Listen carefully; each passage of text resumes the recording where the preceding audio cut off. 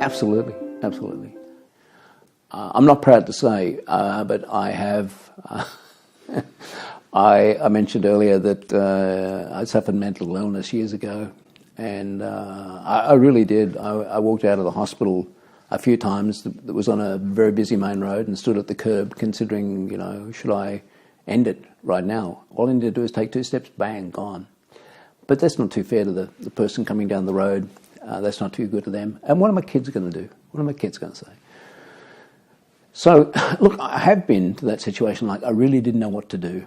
And the best out seemed to be to leave the planet. But in reality, that's not good, because all you do is really create terrible, terrible problems for the people that you leave behind.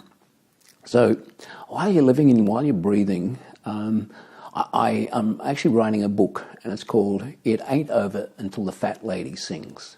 Now, I don't mean to be impolite, but that's a kind of a show business saying from yesteryear. It ain't over till the fat lady sings, referring to the opera. The opera isn't over till the fat lady comes out and sings. And so my book's called It Ain't Over Till the Fat Lady Sings, subtitled Rack Off Fat Lady. It's like, it's never too late. It's never too late while you're still breathing. Because I look back at some of the situations I've been in where if I just said I give up, it probably would have been over, either my life or business or a relationship or something like that. So I do have an attitude of never, ever, ever. In fact, it was Winston Marsh, not Winston Marsh, he's a colleague of mine who's probably watching this. No, he wouldn't watch this. No, Winston Churchill was asked to make a presentation for the graduating class at a famous university in England years ago. For those who don't know Winston Churchill, he was Prime Minister of England during World War II. And this was after the war, and he'd been through some incredibly tough times and brought Britain through World War II to victory. And he was asked to address this graduating class, and he was introduced, and he walked to the podium, and he stood at the podium and he surveyed the group, and he looked. And people were anticipating the wonderful words that this man was going to say. And he'd been introduced as he was going to give some good advice.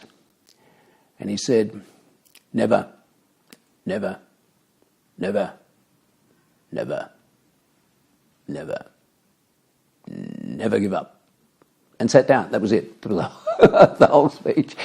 Standing ovation. And that's, I guess, my attitude too. Never give up. Why give up? Never, ever, ever, ever, ever give up. Now, you've got to balance that a little bit with health issues, because I think that's what brought me unstuck psychologically years ago, because I used to have the attitude of never, never, never give up. But you've got to balance it a little bit in that maybe you need a little rest from time to time. Don't push it too hard.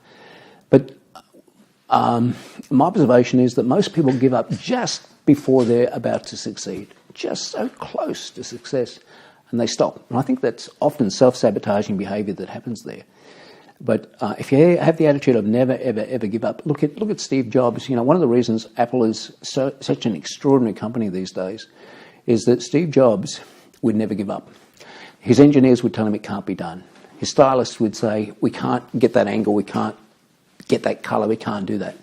And he would fire them and find people who would do it. Get out of my way, I will make it happen. And if you have those very high standards, then there's no telling what you can do. So,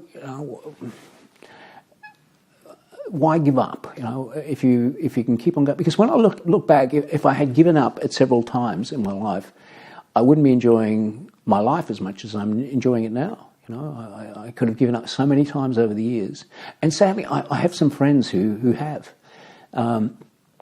A really successful businessman that I really admired once lost everything, absolutely everything. He just built a new home. He just knocked down two houses in a very expensive suburb in Melbourne and put in this remarkable, beautiful home with tennis courts, swimming pool, the whole thing. And then his business failed and he lost it all. And I looked at how he unravelled that whole thing, and he went into bankruptcy, which is kind of sad.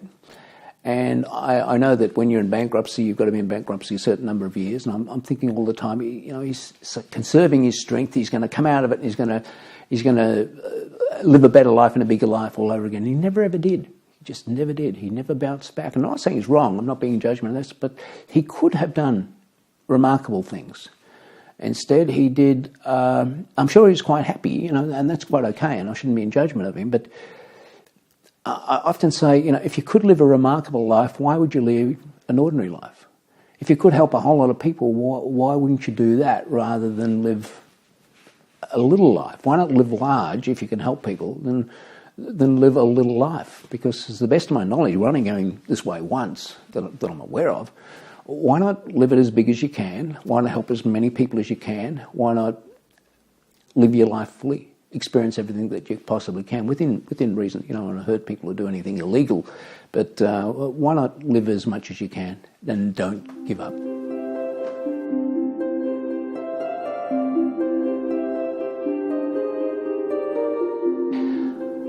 Yeah, if I had regrets, it would be regrets that I wasn't more skilled in relationships in my life, that I let my ego get in the way.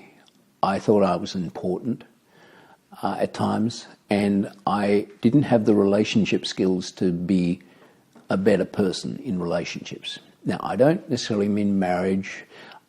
What I'm talking about are everything from relationships with my children, relationships with my family, relationships with people that were in my life, staff that worked with me, business colleagues.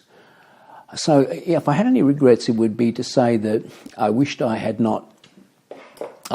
better skills around relationships and communication at times in my life, instead of saying stupid things, saying hurtful things, being inconsiderate. I have more patience now than I think I ever did. I don't think I take things as seriously as I used to. I don't get upset about things so much.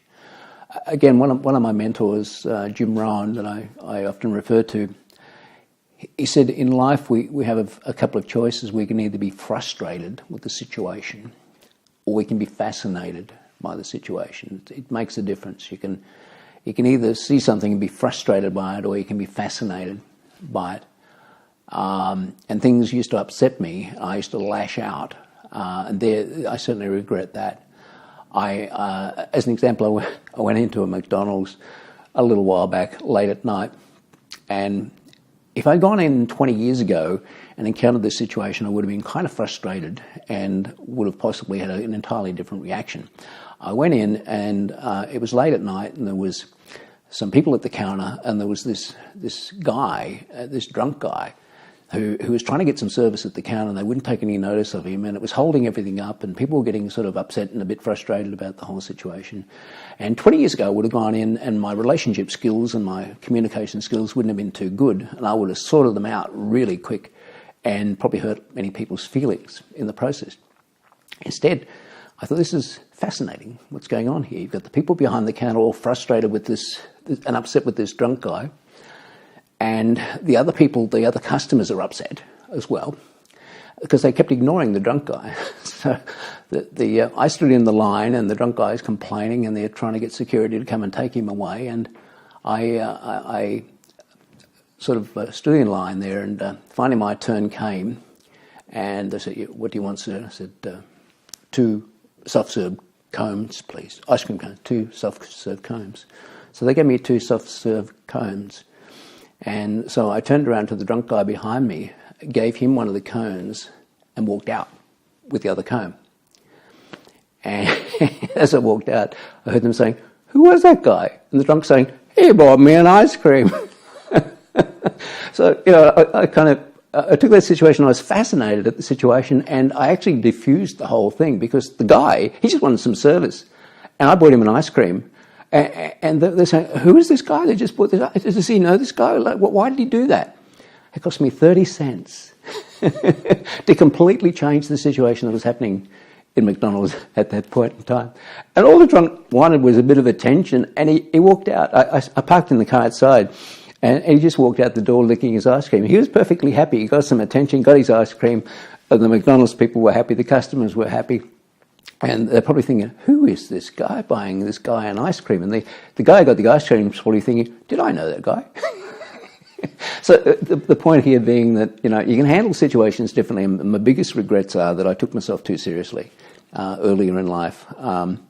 I was too full of my own importance and not patient enough with people, and didn't look for alternative ways of handling situations. So that's probably my biggest regret, that it's taken me this number of years to become a little bit more patient with people and look for alternative ways of handling difficult situations instead of going in as I used to go in, boots and all, sort them out, get aggressive. Not aggressive, but sort of assertive, incredibly assertive, and give them a piece of my mind and tell them exactly what I thought of them, which is really just ego coming out. If you think clearly, there's a better way in most situations. And I always, other things I like to do is when I go through, toll gates and things like that, you don't see so many of those around anymore, but I always used to often pay for the car behind. They'd roll up and they'd say, no, the guy in front paid. Who's the guy in front? I got no idea. Why would he pay for me? I just imagine the dialogue that's going on behind. Why did that guy pay for me? I don't know who he is. You do little things like that. I do anyway, to amuse myself, and possibly just also let people know that there's a bit of generosity in the world. You don't have to have a motivation to do everything. Just a bit of fun, and don't hurt anyone. But you can afford to be a little bit generous and do some things and help some people in life, and just lighten the day. Just have a little bit of fun. Don't take things too seriously. That's probably the biggest thing I've learned. Just don't take life that seriously. Have as much fun as you can. Don't take yourself too seriously, and try to handle situations in a better way.